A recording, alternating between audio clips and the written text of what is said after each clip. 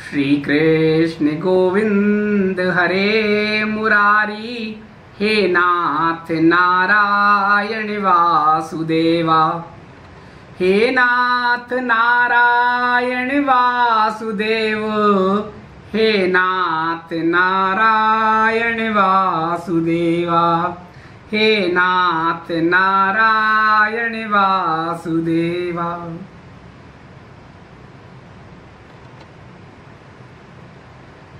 हरिओम प्रभु जी।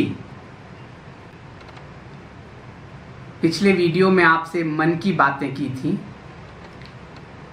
और बताया था कि इसका पार्ट 2 आने वाले संधि काल वर्ष के बारे में होगा। ये संधि काल वर्ष क्या है, आपको क्या करना है और क्या नहीं करना है। लेकिन प्रभु जी तकनीकी कारणों से वो वीडियो अपलोड नहीं हो पाया, लैपटॉप खराब हो गया, तो एक डिवाइस मंगाई है कार्ड रीडर की, जिससे कि उस कार्ड का जो वीडियो है वो मोबाइल में ट्रांसफ़र हो और फिर वहाँ से अपलोड हो। लेकिन वो भी अभी नहीं हो पाया, शायद एक दिन और लगेगा। आप लोग इंतज़ार कर रहे होंगे, तो विचार बना कि मोबाइल से ही आज बातें कर लेते हैं। और मोबाइल से प्रभु जी गंगा जी के किनारे बातें नहीं हो पाती हैं, क्योंकि उसमें तो फिर बहुत तेज साउंड होता है और हमारी बात शायद आप ठीक से नहीं सुन पाए। इसलिए विचार बना कि आज एक बार और आपसे बातें कर लेते हैं थोड़ी देर, और कल वो जो वीडियो बनाया था गंगा जी के किनारे उसे फिर अपलोड करेंगे और वो आप तक पहुंचेगा। प्रभु जी पिछले वीडियो जो आपको बनाया था परसों, शायद 2 दिन पहले, बहुत सारे मैसेज हमारे पास आए और हमारे जो प्रभु परिवार के सदस्य हैं उन्होंने कहा कि हम प्रयास कर रहे हैं। बहुत लोगों ने कहा कि हमने उस पर ध्यान ही नहीं दिया, हम तो सेकंड पार्ट का इंतज़ार करते रहे। कुछ लोगों ने अपनी साधनाओं के बारे में बताया और बहुत सारे लोगों ने अपना मोबाइल नंबर भेजा। कुछ लोगों ने यह भी लिखा कि आपने इतनी स्ट्रिक्ट क्लास ले ली, आपने तो हम सबकी क्लास ले ली। कुछ ने लिखा हमें जागरूक कर दिया, कुछ ने लिखा हम फेल हो गए, अब बताओ क्या करें। प्रभु जी हमारा ऐसा कोई भाव नहीं था।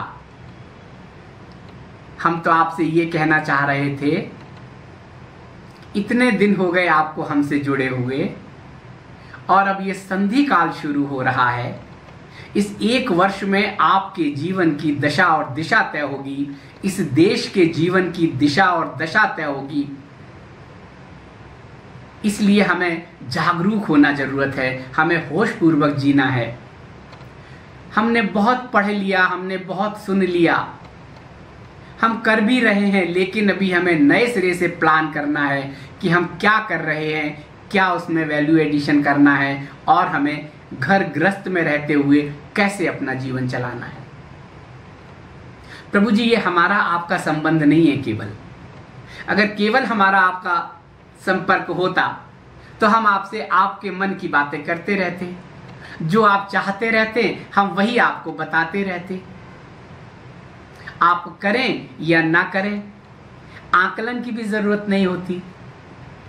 सोशल मीडिया पर और यूट्यूब पर ये कौन अपेक्षा करता है आपसे कि आप क्या कर रहे हैं, उसका पालन कर रहे हैं कि नहीं कर रहे हैं, कौन चिंता करता है।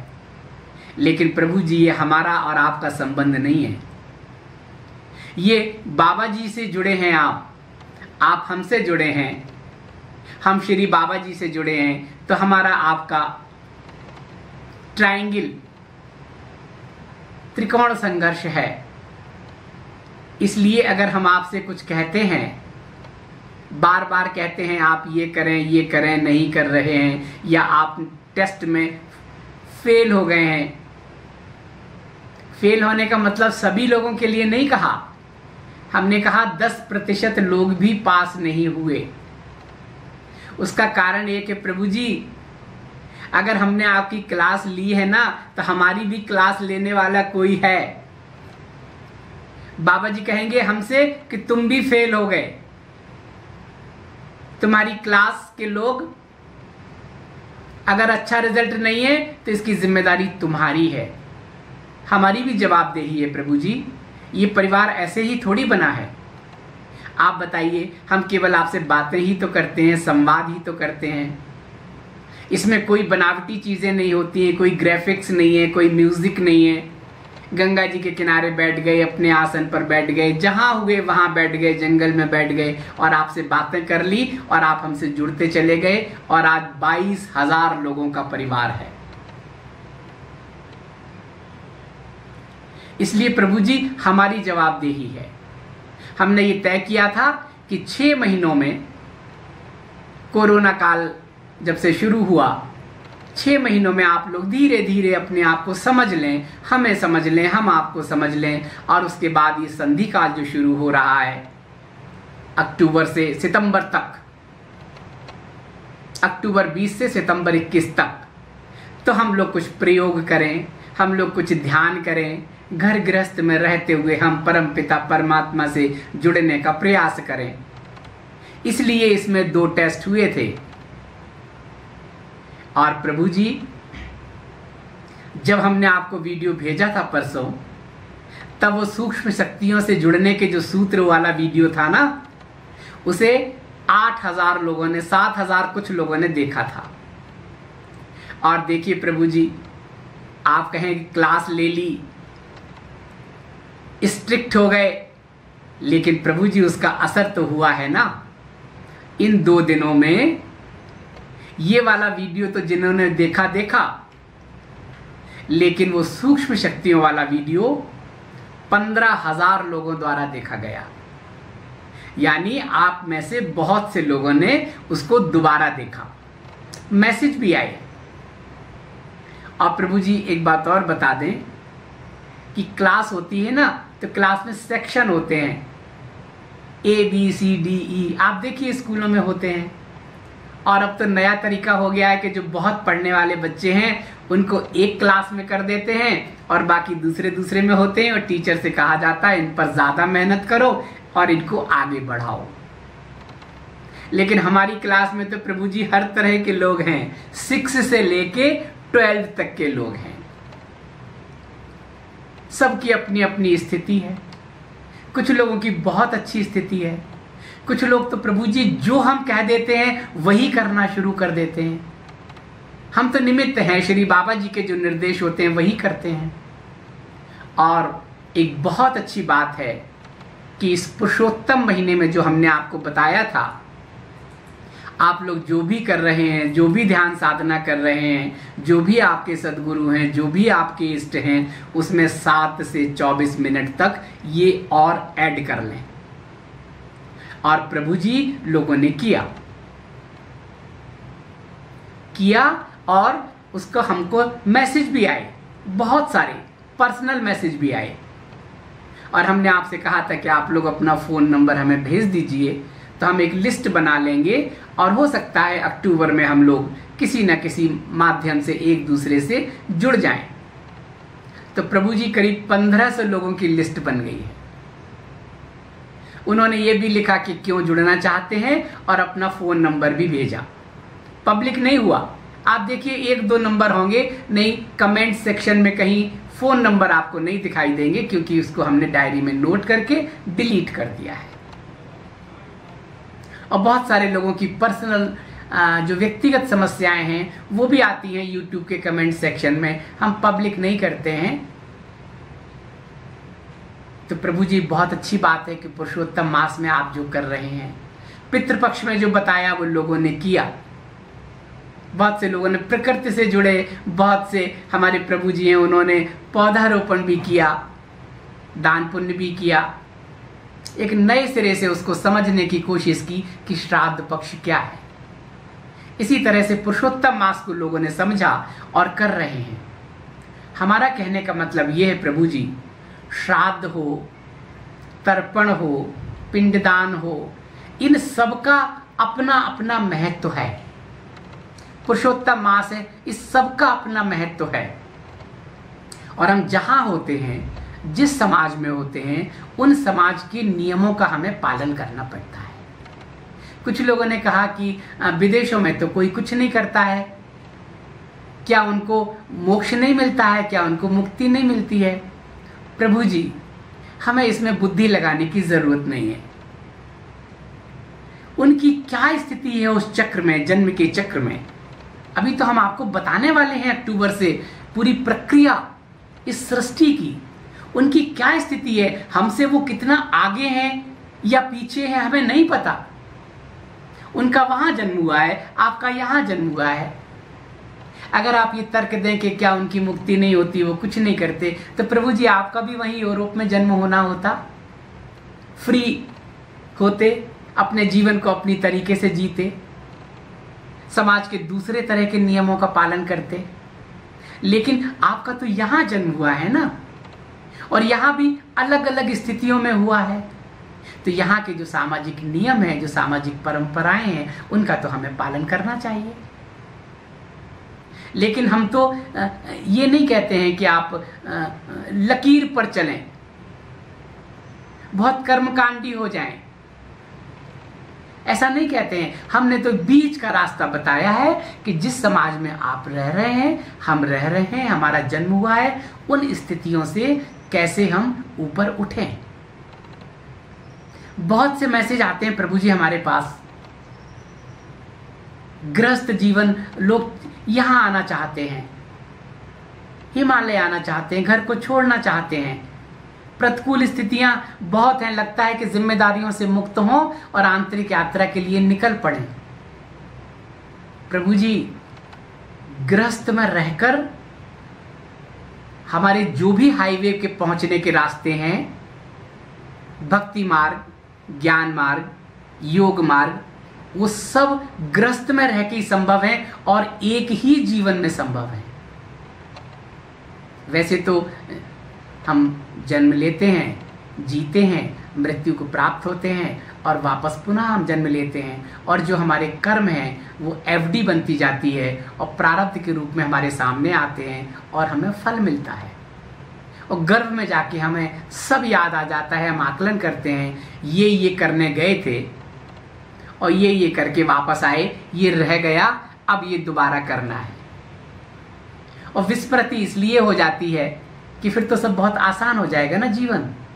इसलिए प्रभु जी आपके घर में, परिवार में, आपके पति, आपकी पत्नी, आपके बच्चे, आपके माता पिता, आपके पति या पत्नी के माता पिता, जो भी आपको मिले हैं, भाई बहन या रिश्तेदार जो भी मिले हैं, ये सब का प्रभु जी किसी न किसी पूर्व जन्म का लेना देना है, और वो अपना लेना देना के लिए पूरे आए हैं, लेना देना पूरा करने के लिए आए हैं।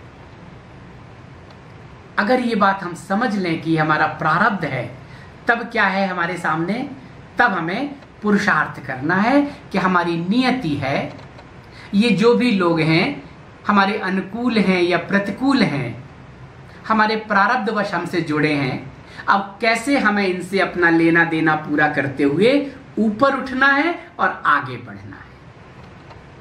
इसके लिए बहुत जरूरी है कि धैर्य हमें चाहिए, हमारा पेशेंस लेवल बहुत ऊपर होना चाहिए। प्रतिकूल परिस्थितियां हैं तो हमें आवेश लेवल हमें नीचे लाना चाहिए, प्रेम का हमें विस्तार करना चाहिए कि जो भी हैं ये भी तो प्रभु ने ही तो इन्हें भेजा है। हमारे प्रतिकूल हैं, कुछ हमारा इनसे रहा होगा लेन देन, इसीलिए तो ये आए हैं। हम इसको बोझ ना समझें, हम प्रतिकूलता ना समझें, हम ये कहें कि प्रभु जी ठीक है, मुझे तो उस परमात्मा, परमपिता परमात्मा से मिलना है, मुझे तो इसी में रहकर ऊपर उठना है, और प्रभु ये जो भी हमसे लोग जुड़े हैं इन्हें सद्बुद्धि दें, ये हमसे ज्यादती कर रहे हैं, ये हमें सम्मान नहीं दे रहे हैं, ये हमें वस्तु समझ रहे हैं, हमें उस परम पिता परमात्मा का स्वरूप नहीं समझ रहे हैं। हमें आगे बढ़ने में अवरोध आ रहा है। बच्चे हमारे अनुकूल नहीं है, हमने तो उनके लिए सब कुछ करके देख लिया। पति या पत्नी हमारे अनुकूल नहीं है, माता पिता सास ससुर सब हमारे अनुकूल नहीं है, हमने इनके लिए सब कुछ करके देख लिया, लेकिन अंदर ही अंदर हम घुटन महसूस कर रहे हैं। अब हम इससे बाहर निकलना चाहते हैं। प्रभु जी, इस स्थिति तक अपने आप को पहुंचने मत दीजिए। प्रार्थना कीजिए कि प्रभु जी, ये हमारा प्रारब्ध है, इसीलिए तो हमसे जुड़े हैं। और जुड़ते ही अगर हमारी स्थिति में बदलाव आना होता, रास्ता बदलना होता, तो उसी समय हमारे अंदर शक्ति आ जाती, उसी समय हमारे अंदर अपनी बात को कहने की क्षमता आ जाती और हम अपना रास्ता अलग तय कर लेते। बहुत से लोगों ने किया है और उस ऊंचाइयों तक पहुंचे हैं। उन्हें लगा अगर हम उसी चक्रव्यूह में रहते तो शायद हम अपने जीवन में अपने लक्ष्य को प्राप्त नहीं कर सकते थे। ये उनका प्रारब्ध था। कुछ समय में ही उन्हें बोध हो गया कि ये रास्ता हमें हाईवे तक नहीं ले जाएगा, इस रास्ते से हम हाईवे तक नहीं पहुंच पाएंगे। तो फिर वो क्या करते हैं, अपने आप को तैयार करते हैं, अपनी शक्ति जागृत करते हैं, अपने ऑरा में विकरण आता है, सेल्फ कॉन्फिडेंस उनका बढ़ता है और वो अपनी बात को कहने की हिम्मत रखते हैं और कहते हैं कि बस अब नहीं चलेगा, और वो अपना रास्ता बदल लेते हैं। लेकिन उस बदलने की प्रक्रिया में उनके अंदर का आत्मविश्वास बढ़ जाता है, उनकी विल पावर बहुत स्ट्रांग हो जाती है प्रभु जी। लेकिन बहुत अवस्था तक सहते सहते दोनों, चाहे पति हो चाहे पत्नी हो, स्त्री हो पुरुष हो, हम जब बातें करते हैं तो किसी एक पक्ष की बात नहीं करते हैं, हम आत्मा की बात करते हैं। जब हम प्रभु कहते हैं तो हमारे लिए प्रभु का मतलब दोनों है, शिव और शक्ति। एक समय बाद फिर हम सोचते हैं इसका मतलब क्या हुआ, और कहते हैं कि बहुत हो गया, हमने बहुत सहन कर लिया। इसका मतलब हुआ कहीं ना कहीं आप कमजोर पड़ गए। आपने सहन किया तो मन में ईर्ष्या पैदा हुई, द्वेष पैदा हुआ, लेकिन आप कुछ करने की स्थिति में नहीं थे, इसलिए आप अपने ही अंदर टूटते गए, कमजोर होते गए। और अब जब थोड़े आप सक्षम हो रहे हैं तब आपको लग रहा है अब मुझे सब कुछ छोड़ देना चाहिए, जिम्मेदारियों से मुक्त हो जाना चाहिए, और मुझे तो परमपिता परमात्मा को प्राप्त करना है, उस रास्ते पर जाना है। तो प्रभु जी, उसके लिए आपको पहले वहीं रह के अपने आप को तैयार करना है। हमने आपको बताया है, कमल के फूल की तरह रहना सीख लीजिए। घर में अगर विपरीत परिस्थितियां रही और अभी आप थोड़े सक्षम हैं, बच्चे बड़े हो गए हैं, अपने आप को अपने मन का सा करना शुरू कर दीजिए, अपनी आत्मशक्ति प्रबल कर लीजिए। भागने की जरूरत नहीं है, छोड़ने की जरूरत नहीं है, वहीं रह के उदासीन हो जाइए। हमने तो बहुत कोशिश की सबको संभालने की, परिवार को बांधने की, परिवार को एक रूप लेके चलने की, लेकिन लोगों ने साथ नहीं दिया। ये मेरा प्रारब्ध है। अब हमें बोध हुआ है, अब हमें होश हुआ है, अब हमें लगा है कि जीवन तो ऐसे ही चला जाएगा। जीवन के 40 वर्ष चले गए, 50 वर्ष चले गए, 60 वर्ष चले गए, कितना शेष रह गया? 40 वर्ष, 30 वर्ष, 20 वर्ष। अब हमें अपने मन का सा जीना है, अपनी तरह से जीना है और वहीं रहकर जीना है। अब हमें बता देना है कि हमें ऐसे जीना है।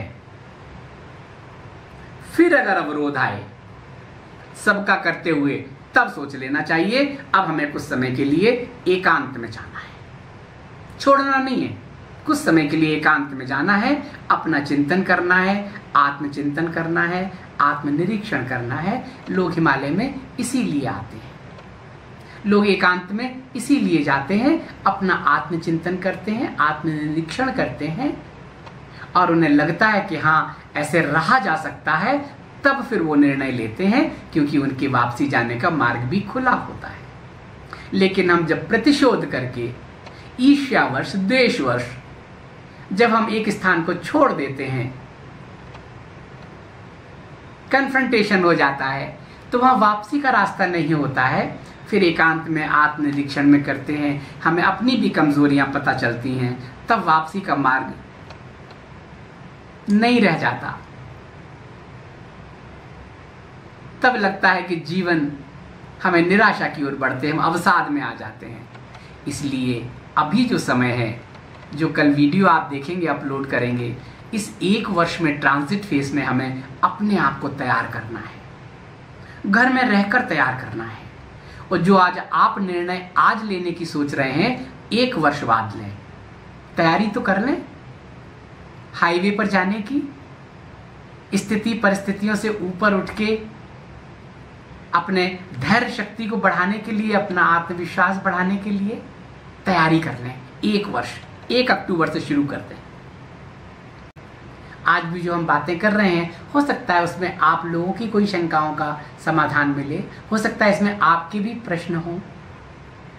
और प्रभु जी, जब हम घर गृहस्थी में प्रतिकूल स्थितियां होती हैं ना, और प्रतिकूल स्थितियां केवल ससुराल पक्ष में ही नहीं होती प्रभु जी, मायके पक्ष में भी होती हैं। मैंने आपको बताया है कई बार, कभी कभी पुत्र और पिता मित्रवत आते हैं और कभी शत्रुवत आते हैं। कई बार ऐसा होता है कि हमारा पुराना लेन देन होता है, हम भी उसके भागीदार होते हैं, तब पिता शत्रु रूप में आता है। मैंने देखा है प्रभु जी, मैंने ऐसे परिवार भी देखे हैं कि सब कुछ होते हुए भी न पिता ने अपने जीवन में सुख लिया और न पुत्र को सुख लेने दिया। मैंने ऐसे भी माता पिता देखे हैं प्रभु जी, जिन्होंने अपने पुत्र के खिलाफ मोर्चा खोल दिया, अदालत चले गए, कानूनी कार्रवाई हो रही है। और ऐसे पुत्रों को भी देखा है हमने, जिन्होंने पिता के सामने खड़े हो गए, कन्फ्रंटेशन, मुझे मेरा हिस्सा चाहिए, कोर्ट पहुंच गए। तो ये सब संबंध हैं पति पत्नी, पिता पुत्र, भाई बहन, माँ पुत्र, इन सब में कभी मित्रवत होते हैं, कभी शत्रुवत होते हैं। ये हमारा प्रारब्ध है। हमें ये देखना है हमारा कर्तव्य क्या है, हमारी जिम्मेदारी क्या है। हम बहुत अपेक्षा ना रखें, हम बहुत मोह में ना रहें। जब ऐसी स्थितियां होती हैं कि परिवार में शत्रुवत लोग आ जाते हैं, पति हो, पत्नी हो, पिता हो, माता हो, सास हो, ससुर हो, भाई हो, बहन हो, तो ये बहुत अच्छी स्थिति होती है। इसका मतलब है प्रभु ने आपको जिम्मेदारियों से मुक्त कर दिया है। आप अपनी तरह से अपना जीवन जीजिए, नहीं चाहिए कुछ भी हमें। आपने जन्म दिया है, परिवार मिला है, अब हम अपने पैरों पर खड़े हो रहे हैं। अब हम जो भी करेंगे अपना करेंगे, अपने पैरों पर खड़े होंगे, अपना जीवन जिएंगे, और हमसे जितना हो सकेगा हम अपने कर्तव्य का पालन करेंगे, लेकिन हम आपसे कोई अपेक्षा नहीं करेंगे। ऐसा भी हमने देखा है प्रभु जी। पिछले 40 वर्षों में जीवन के हर तरह के लोगों से मिलना हुआ, और प्रभु की ऐसी कृपा है कि सब अपनी दिल की बातें, अपने हृदय की बातें कह लेते हैं, यहाँ भी कहते हैं। मैंने देखा है कमेंट सेक्शन में, जब मैं जाके देखता हूँ, पर्सनल व्यक्तिगत बातें भी लोग करते हैं। मैं कहता हूँ आप चिंता ना करें। और लड़के लड़की तो एक जैसा है प्रभु जी। ये हमने चीजें बना दी हैं कि लड़की पराए घर की है, लड़का अपने घर का है, घर की संपत्ति में लड़के का हिस्सा है, लड़की का। अभी तो कानून बना दिया है, लेकिन कानून नहीं है, शास्त्र की दृष्टि से भी ये सही है, उपयुक्त है। माता पिता के गर्भ से बेटे और बेटी का जन्म हुआ, दोनों का समान अधिकार है इस घर में भी, इस घर की चीजों में भी, इस घर की संपत्ति में भी। लड़की अपनी स्वेच्छा से छोड़ देती है, क्योंकि वो दूसरे घर में जाती है तो वहां भी उसको संपत्ति की प्राप्ति होती है। और दूसरा, पिता लड़की को जब विदा करता है, विवाह करता है, तो जिसे हम दहेज कहते हैं, तो पहले ये संकल्प होता था कि मेरे पास जो संपत्ति है इसमें बेटे का भी हक है, बेटी का भी हक है। बेटी अपने घर जा रही है, इसलिए उसका जो हिस्सा है उसको मैं सामान के रूप में और अन्य अन्य चीज़ों के रूप में मैं उसके साथ उसको दे रहा हूँ, जो उसके घर में जाके उसको काम आए, भले ही उसके घर में हो या ना हो। ये भाव रहता था। तब मांगते नहीं थे, हम देते थे। अभी उसका दुरुपयोग हो गया है। इन प्रथाओं का जब दुरुपयोग होने लगता है तब गड़बड़ होता है, तब वो दहेज शब्द का दुरुपयोग होने लगा कि हमें ये चाहिए, ये चाहिए। आज भी हम जाते हैं लाहौल स्पीति में, नॉर्थ ईस्ट में, हिमालय रेंज में, तो वहाँ लड़की तय करती है कि लड़का कौन सा आना है, किसको घर आना है, किसके घर हमें जाना है। लड़के वाले मांगने आते हैं कि मुझे तुम्हारी लड़की चाहिए, और उन्हें देना नहीं होता है, उन्हें मिलता है। और ऐसा है प्रभु जी, मैंने देखा है नॉर्थ ईस्ट में लड़की की शादी हो गई तो लड़के वाला क्या कहेगा कि मैं तुम्हें 2 मिथुन दूंगा, तुम्हारी लड़की लेने आ रहा हूं। मिथुन मतलब आप जानते हैं, जैसे एक पशु का नाम है मिथुन, गाय भैंस से बहुत बड़ा, एक जंगल में खेतों में उससे खेती भी होती है, एक जानवर होता है, उसका मिथुन नाम है। नॉर्थ ईस्ट में आप सोशल मीडिया पे देख लीजिए। तो वो कहते हैं मैं आपको 2 मिथुन दूंगा, और जब तक नहीं दूंगा तब तक मैं तुम्हारे घर में रहूंगा, काम करूंगा, तुम्हारे खेतों का काम कराऊंगा। नहीं होता देने के लिए तो वो घर आ जाता है, लड़की के घर रहता है, काम करता है, और जब उसके पास पैसे हो जाते हैं मिथुन के बराबर, तब धूमधाम से विवाह होता है और वो मिथुन लड़की के घर मिल जाता है। परिवार में लड़की बोझ नहीं होती है, उन्हें लगता है कि ये तो संपत्ति है, ये हमारी एसेट है। ऐसा है प्रभु जी। तो ये सब नियम हमने बना लिए हैं। कई बार हमने ऐसे भी, हमारे पास प्रश्न आते हैं प्रभु जी कि विवाद होते हैं माता पिता के जाने के बाद, भाई और बहन संपत्ति को लेकर, किस पे हमारा हक है, इस पे तुम्हारा हक नहीं है कानूनन। लेकिन शास्त्रों को देखें, ईश्वरीय नियम को देखें, दोनों का बराबर का हक है।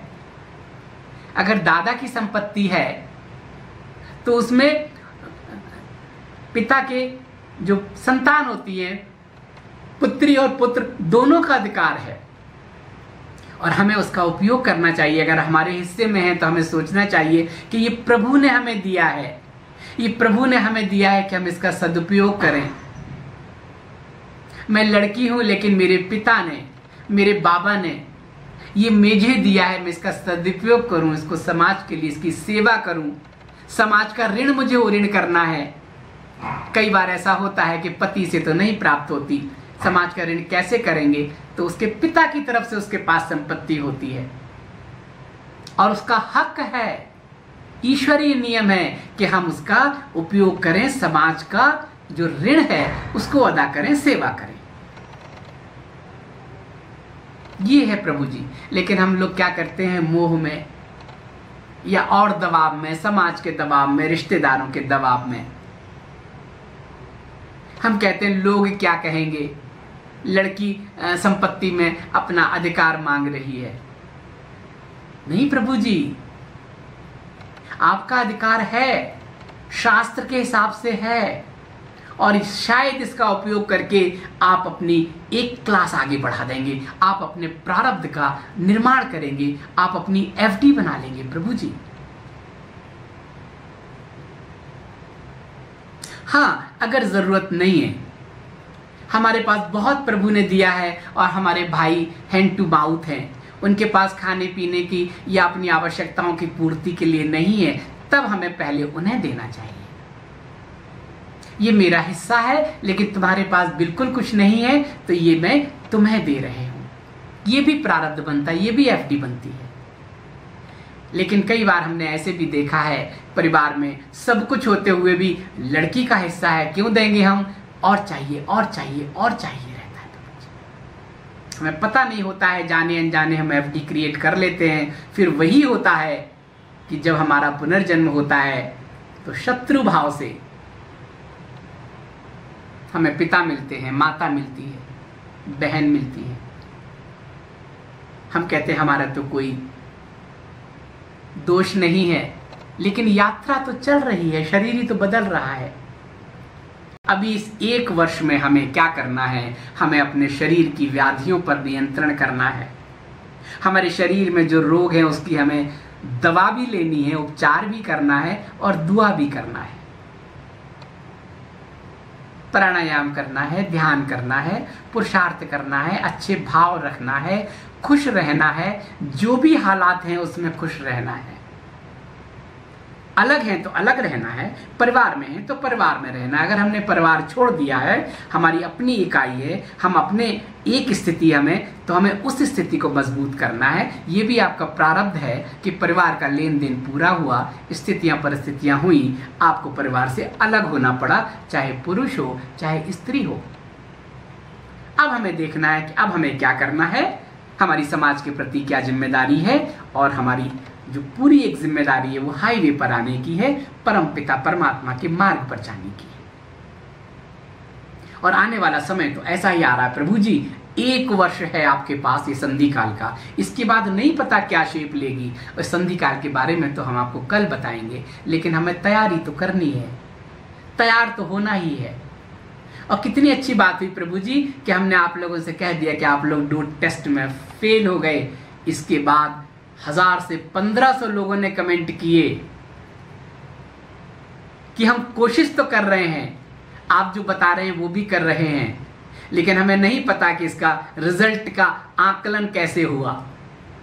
और बहुत लोगों ने स्वीकार किया कि हम नहीं कर पाए। बहुत लोगों ने कहा कि हमने वो एक पार्ट देखा और हम उसके बाद दूसरा पार्ट का इंतजार करते रहे। लेकिन उसके बाद बहुत लोगों ने देखा और बताया कि हमने दोबारा आपका वीडियो देखा, पूरी तरह से समझा, और 10 मिनट तक जो आपने ध्यान किया है, हमने भी उस ध्यान का किया और हमें अनुभव हुआ। हमने अपने आप को प्रकृति से जोड़ने की कोशिश की और हमें लग रहा है कि शायद हम लेट हो गए, अगर हम 10 दिन पहले कर लेते तो अभी और अच्छा हो जाता। बहुत लोगों ने कहा कि पुरुषोत्तम मास में जो जो आपने बताया है वो हम कर रहे हैं। और अभी कल परसों की वीडियो में तो हमने आपको बहुत छोटी छोटी सी चीज़ें बताई हैं, 7 मिनट से 24 मिनट तक। करें प्रभु जी। और जिनका शरीर साथ नहीं दे रहा है उनको ध्यान में बैठने की ज़रूरत नहीं है, उनको ब्रह्म मुहूर्त में उठने की ज़रूरत नहीं है, वो लेटे लेटे करें, भाव में करें। ये भी हम कभी आपको समझाएंगे कि भाव का क्या महत्व है और दिखाने का क्या महत्व है। आप बहुत कुछ कर रहे हैं लेकिन भाव नहीं है, आउटपुट 0 है आपका प्रभु जी। तो बहुत सारी बातें हो गई, आज हम ये वीडियो अपलोड कर रहे हैं और हम आपसे फिर कह रहे हैं, अनुकूल प्रतिकूल जैसी भी परिस्थितियां हैं, लेकिन गृहस्थ में रहकर जो तप हो सकता है, जप हो सकता है, साधन हो सकता है, आराधन हो सकता है, परमात्मा की प्राप्ति का मार्ग प्रशस्त हो सकता है, वो घर में रह के हो सकता है। मैंने बहुत से प्रभु लोगों को देखा है घर में। कई लोग हम कहते हैं हमें विचार नहीं मिलते। प्रभु जी विचार तो अगर देखें 100 लोगों में 95 लोगों के नहीं मिलते हैं। पति पत्नी के आपस में, सास बहू के आपस में, ननद बहू के आपस में 95% नहीं मिलते हैं। तभी तो ग्रस्त को बताया है कि बहुत मुश्किल है ग्रस्त में रहकर ऊपर उठना। जंगल में तो बहुत आसान है, आप घर छोड़ के आ गए, जंगल में बैठ गए, गुफा में बैठ गए, आश्रम में बैठ गए, आपकी कोई जिम्मेदारी नहीं है, आपने कुछ देखा ही नहीं है प्रतिकूलता क्या है। आप बैठ गए, आपको भोजन प्रसाद मिल रहा है, आप परमात्मा का ध्यान कर रहे हैं, आपने उन स्थितियों का सामना ही नहीं किया, दुख देखा ही नहीं। लेकिन ग्रस्त में जो कहा है कि ब्रह्मचर्य का पालन करना, शरीर को सौष्ठव बनाना, ग्रस्त का पालन करना, शरीर की प्रत्येक ऊर्जा का उपयोग करना, अनुकूल प्रतिकूल परिस्थितियों को देख के उनसे ऊपर उठना, अपने को सशक्त बनाना, प्रतिकूलताओं में अनुकूलता लाना, जीवन को जीना, ये तप है प्रभु जी।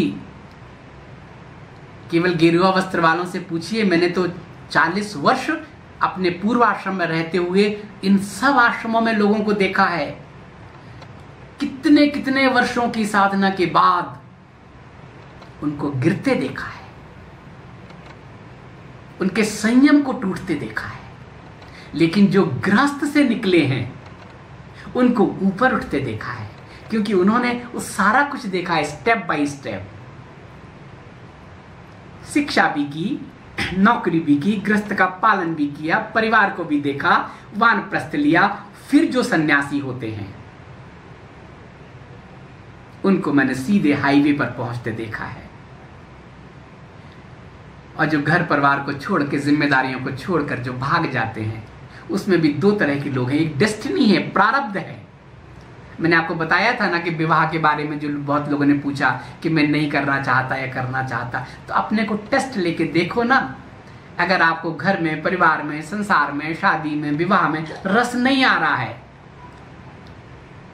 स्त्री को पुरुष के प्रति, पुरुष को स्त्री के प्रति आकर्षण नहीं हो रहा है, इसका मतलब है प्रभु ने आपके लिए अलग रास्ता तय किया है।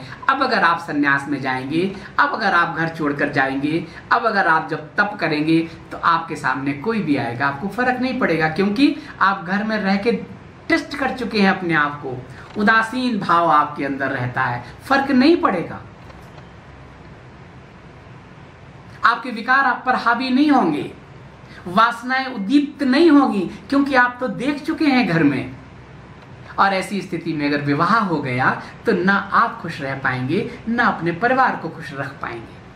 लेकिन अगर यही चीजें दूसरी हैं, आकर्षण है, आनंद आ रहा है देखने में, कल्पनाएं कर रहे हैं, सपने आ रहे हैं, सब हो रहा है, और हम किसी के कहने पर आकर, किसी गुरु के कहने पर आकर, किसी आश्रम के उसमें आके, घर में विपरीत परिस्थितियां होने पर, प्रेम में असफल होने पर, जॉब में कुछ ऐसी स्थिति आने पर, और जब हमें लगता है कि इसमें कोई रस नहीं है, ये निस्सार है, हम छोड़ के जंगल चले जाते हैं, वो प्रभु जी मंडूक वैराग्य है, वो भागना हुआ।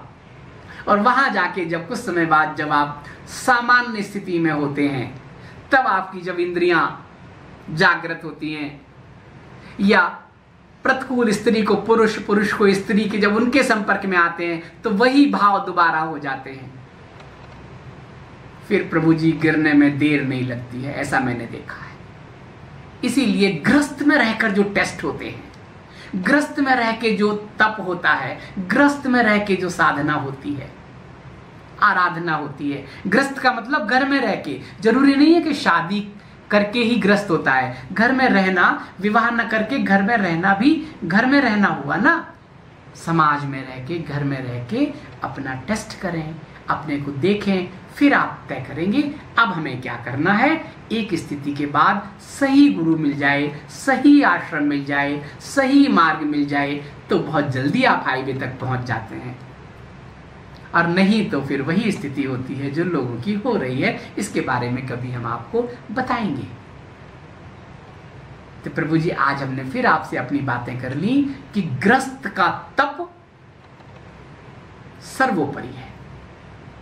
गृहस्थ में चारों का पालन हो जाता है, ब्रह्मचर्य का भी, गृहस्थ का भी, वानप्रस्थ का भी और सन्यास का भी। और प्रारब्ध है, पूर्व जन्म में ये सब करते आए हैं, तो बचपन में ही कोई अच्छा गुरु मिल जाता है, वो आपको ले जाता है।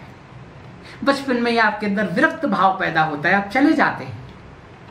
विवाह की उम्र आते आते आपके अंदर वैराग्य, अंदर से वैराग्य उत्पन्न होता है, संसार में रस नहीं आता है, आप विवाह नहीं करते हैं, किसी संस्थान से जुड़ जाते हैं। इन पर कभी प्रभु जी आपको बताएंगे, जो मैंने कहा था कि एक और चैनल हम बनाने जा रहे हैं,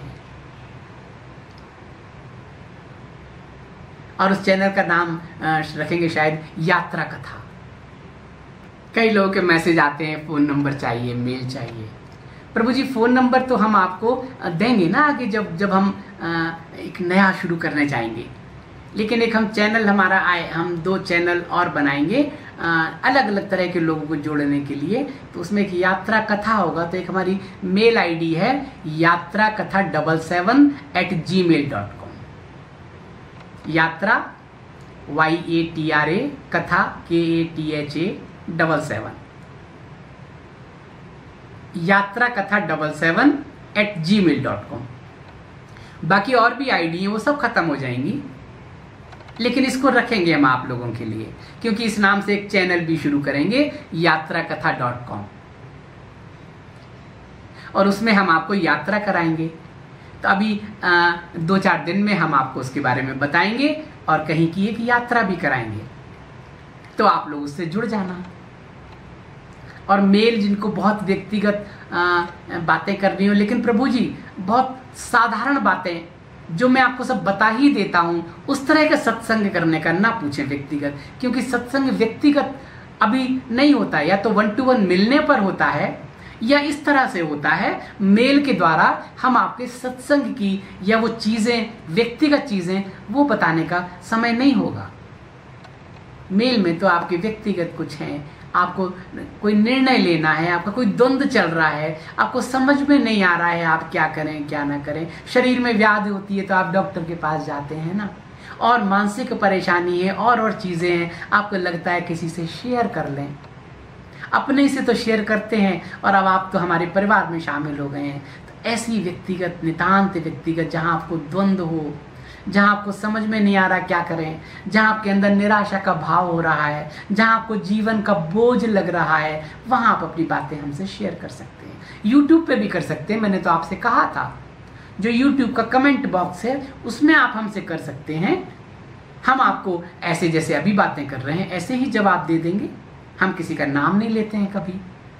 हमसे जुड़ने में क्या प्रभु जी, 1 वर्ष अब जो लोग रह जाएंगे, हमारे और चैनल भी शुरू होंगे 2, शायद अक्टूबर में शुरू हो जाएंगे, और उसके बाद जो लोग रह जाएंगे, अभी जैसे मुझे 1500 लोगों ने अपने नंबर भेजे हैं, ऐसे ही कुछ और लोग हैं, तो मुझे लग रहा है 3 से 4000 लोग रह जाएंगे जो रेगुलर हमारे पास जुड़े होंगे, जो लगातार हमें सुन रहे होंगे। अब हम बाबा जी के निर्देश से, बाबा जी के उससे एक सिस्टम बनाएंगे कि आपको 1 वर्ष क्या करना है और आपको क्या ज्ञान प्राप्त करना है, सृष्टि के रहस्य को जानना है। लेकिन अब करना ज्यादा है, पढ़ना कम है।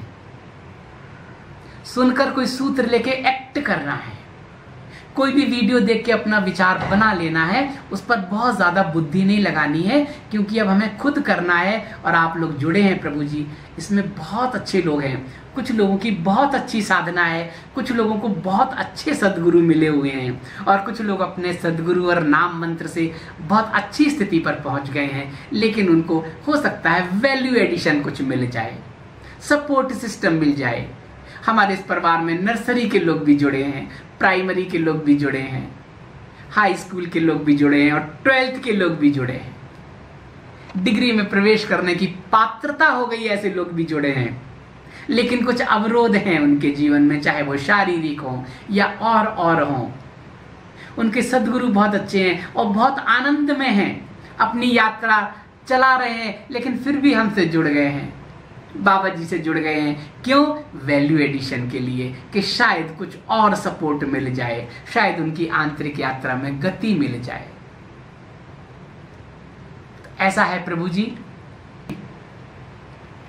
आप लोग जो भी लोग जुड़े हैं, जुड़े रहें। हम ज्यादा से ज्यादा वीडियो आप तक पहुंचाने की कोशिश करेंगे, यात्रा कराएंगे, आपको संत महात्माओं से मिलवाएंगे, और कुछ और भी चैनल शुरू कर रहे हैं वो बताएंगे। मेल आईडी हमने आपको बता दी है, yatra-77@gmail.com। जो लोग बार बार पूछते हैं आपके वीडियो नहीं मिल रहे हैं, आपके नए वीडियो नहीं आ रहे हैं, अगला पार्ट नहीं मिल रहा है, प्रभु जी हमने तो बहुत पहले निवेदन किया था कि आप सब्सक्राइब कर लीजिए। कुछ ने लिखा हमें सब्सक्राइब करना नहीं आता। प्रभु जी आजकल तो बच्चे भी जानते हैं, घर में परिवार में किसी से पूछ लीजिए। मेरा नाम टाइप कीजिए यूट्यूब पर, SHAILENDRA Shailendra, SAXENA Saxena type करेंगे, आपको मेरा चेहरा दिखाई दे जाएगा, वहीं पर सब्सक्राइब लिखा होगा, आप सब्सक्राइब कर लीजिए, बेल आइकन दबाकर ऑल कर दीजिए, हर वीडियो आप तक पहुंच जाएगा। तो ये तो आप चैनल पे बने ही रहें, यहाँ तो आपको ज्यादा से ज्यादा वीडियो मिलेंगे ही। सृष्टि के रहस्य और जो बातें हम बताना चाहते हैं, अब गिने चुने लोगों को उनको बताएंगे। अक्टूबर से शुरू करेंगे वो यात्रा, और नया चैनल शुरू करेंगे, उसका यात्रा कथा ही नाम रखेंगे प्रभु जी।